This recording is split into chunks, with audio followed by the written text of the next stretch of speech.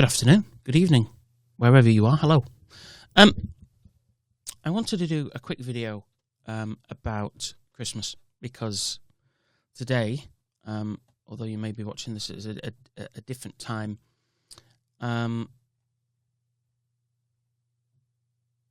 it's Christmas Eve. And I wanted to get in touch and not only wish everybody a very happy Christmas, but I wanted to talk just briefly about the people that are on the edges of our society. People that we probably forget about at Christmas. And I think that's very easy to do, but I also think it's something that we all need to work to and change. And it all sort of started for me with a song, which you are all going to know, and it's from Cats. Of course, the gay guy knows the song from Cats. But it's the song Memory. So I want to read you this. Touch me. It's so easy to leave me, all alone with the memory of my days in the sun. If you touch me, you'll understand what happiness is. Look, a new day has begun. I have heard that song millions of times, but today was the first time I'd actually read and understand and sort of felt the words and the meaning. Some would say this song, which is Memory by Andrew Lloyd Webber, is a sad song, and I suppose it is. You know, it's about being left and forgotten, so it is a sad song, but it is also quite an uplifting song. Looking forward to the future song. A new day has begun. Christmas, it's a time of year that keeps a lot of people at the edges of society. And that can be in person, physically, mentally, spiritually. Are you being inclusive? And what always sort of springs to my mind is that the King of Kings, Lord of Lords, the Prince of Peace, our Emmanuel, was also left at the edge. Let's think about it. Mary and Joseph turn up legally. They have to turn up. So they're legally required to register for the census, and they have to do that in Bethlehem because that's where Joseph's from. Mary, heavily pregnant, is ready to drop. And she's riding, on all things, on a donkey. Now, I will say this. I can imagine many complaints going to the council about the state of the roads if an ambulance these days hit a hole in the modern world. But here is the soon-to-be Mother of God crossing Palestine's rocky, uneven terrain, on all things, a donkey. They arrive. Now, they haven't booked, because let's face it, you can't call ahead. So they arrive, and every single room in the city is gone. Personally, and let me just point out very clearly, what I'm about to discuss you won't find in the Bible as such. This is my sort of slant on it. Personally, I can't see Mary being overly angry with God because, she's had the angel appear and she's so full of faith at 14. That's the age of young girls being married in those days. 14 years old. She's so full of faith when the angel appears, she doesn't say, well, hang on a minute. I can't do this. They're going to kill me. None of that. She just says, yeah. How? Because I am a virgin. Virgo intacto. Never been with a man. How's this going to happen? She doesn't do what Zacharias did and say, you've got to be kidding, mate. When the angel appears and says Elizabeth's going to have a baby. He doesn't say that. She simply says, okay. Be it done unto me according to your word. So I can't see her being overly angry because God has asked her to do something and her faith is so strong that whatever happens, she knows God's got it. The phrase, I trust in you, really springs to mind here. But I digress. Joseph, I am sure, being human and not perfect as the Virgin Mary was, has got to be at this point saying, you've got to be kidding me with this. Because My 14-year-old soon-to-be wife tells me she's pregnant. I can't not marry her because they'll kill her. If you were raped or had sex before marriage in those days, you, as a woman, you would be stoned to death. You were an outcast.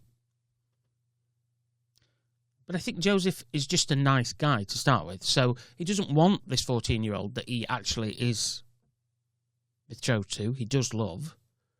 He doesn't want to see her murdered, but at the same time, he's not happy. I mean, you wouldn't be, would you? So, my 14-year-old soon-to-be wife's pregnant.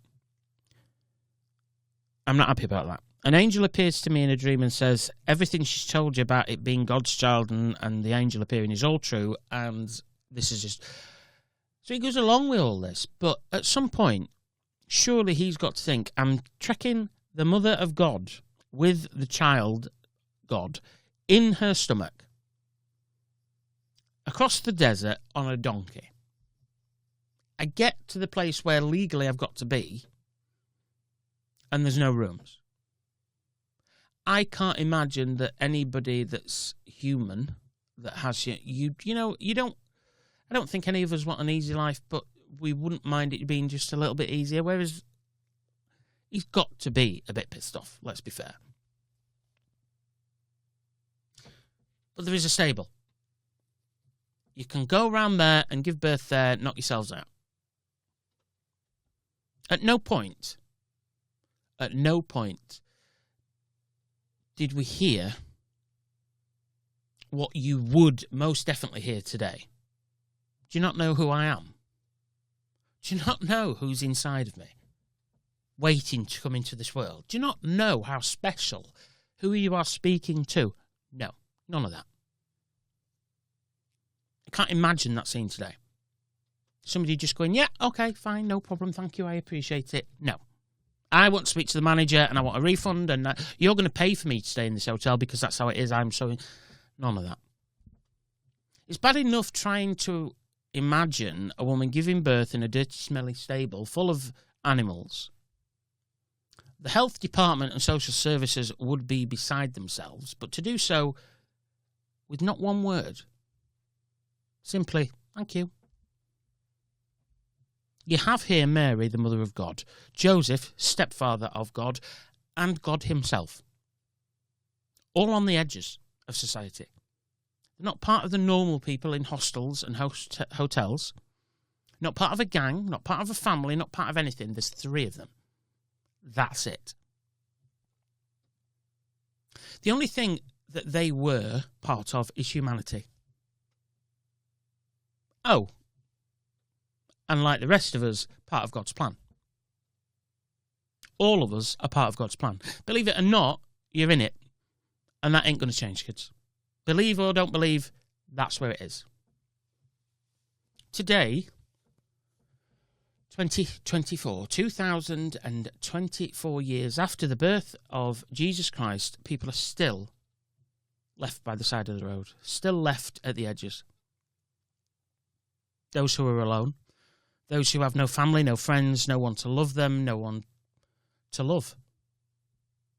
Those with mental health issues, the elderly, the infirm, the disabled, the housebound, those persecuted, those who are living with addiction and drugs and drink and so many other things. Those most vulnerable. Those in prison. Those who have made mistakes. The homeless, the hungry, thirsty. Migrants fleeing wars and persecution. Now, I'm not saying it's easy for anyone to always see outside of the group. But do you actually see outside the world that you live in? Yes, we would run and hide and help at an accident in the street. We would. Somebody's hurt you and you can help. That's what you do. But do you actually see it? A car hitting a wall comes with a bang. A beggar on the street doesn't. So do you actually see those on the edges of your life? Do you even see those in your world who are suffering? Your family, your friends? Do you even let people know how much they mean to you? How many of us are there that when that panic button's pressed, how many can say we have when someone's world has ended and we drop and go? I know a few who have and have for me. Advent, the season before Christmas, is a time of preparation for the coming of Christ.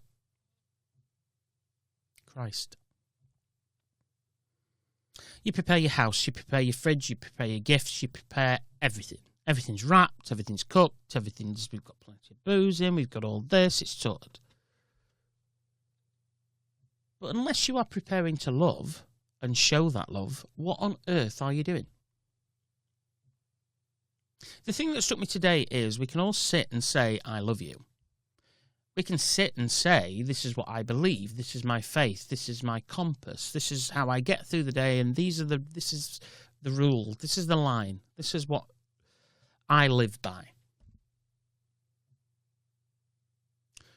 But saying I love you without showing you love is empty. It's lip service. Stating what you believe, your faith, your values, the rules you live by, but then not acting, or rather living them. I'll start that one again. Stating what you believe, your faith, your values, and the rules you live by, but then not acting, or rather living them, is empty. What are you doing? You have what I term as working faith. Faith is in your soul, your heart. That's where it starts. But when you take that faith from inside your soul and begin to live it and act it and show it every day, that's working faith. Every day is a new day. Touch me. How many people do you touch the lives of every day? How many people do you touch the lives of every day in a positive way, and how many in a negative way?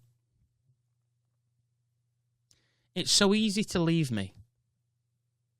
It really is. So easy to walk past, not seeing the people on the edges.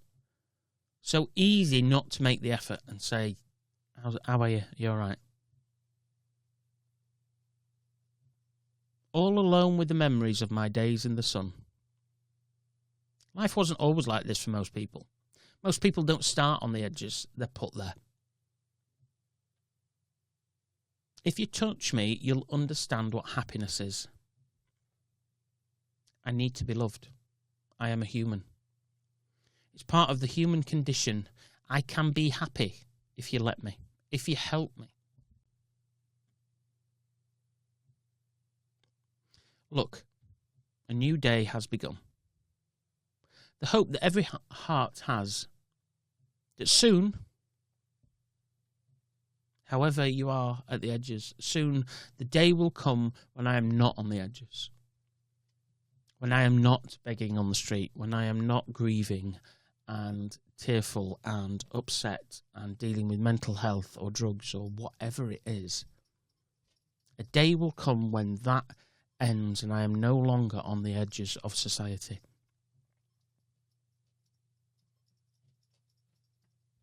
Christmas is a time for love. Use it as a time to start loving those in and out of your world, those on the edges.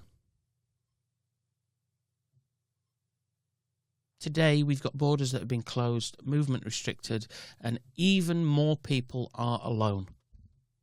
Alone and at the edge of society more than ever before. For those on the edges, remember that is where Christ started life. It may not be a massive comfort. It was to me. It has been to me today. I feel on the edges at times. I think we all do. It's been particularly edgy recently because I lost my father.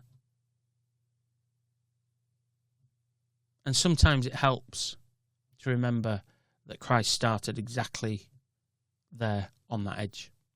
Unknown, unexpected, unwanted. We have not got room for you here, mate. Good luck. Off you go. Remember, that is where Christ started life. Take comfort from that and ask him to grace you with his grace. I'd like to say to all of you that have emailed in, to all of you who are watchers of our show, and those who, specifically those who are on the edges, you are loved, you are wanted, and we are here.